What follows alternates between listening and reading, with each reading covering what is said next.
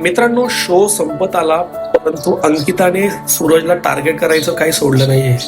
म्हणजे प्रत्येक वेळी जेव्हा अंकिताला चान्स मिळाला तिने सूरजबद्दल एकच रिझन दिलं. तुम्ही बघितलं असेल, तिचं रिझन फक्त एकच की सूरजला टास्क समजत नाही, सूरजला त्याचं मत मांडता येत नाही, सूरजला स्ट्रॅटेजीज करता येत नाही आणि सूरजला स्वतःचं काही असं वैयक्तिक मत मांडता येत नाही किंवा त्याला बोलता येत नाही.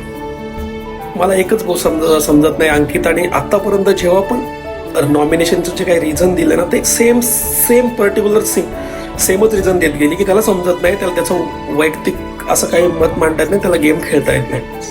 मग तू जे काही रिलेशन जपते त्याच्यासोबत की आमचं बहीण भावाचं नातं आहे, मग त्याच्यावर कुठेतरी मला अशी शंका वाटते. मला एक समजत नाही अंकिता, तू फक्त बोलण्या व्यतिरिक्त काहीच केलंच नाही गेममध्ये. फक्त तुला छान बोलता येतं, तुला तुझं मत व्यक्त होता येतं, बाकी त्याच्याशिवाय तू प्रॅक्टिकली जर गेम बघितला असेल तुम्ही, अंकिता वन साइड कोणताच गेम आतापर्यंत जिंकलेला नाही. प्रत्येक टास्कमध्ये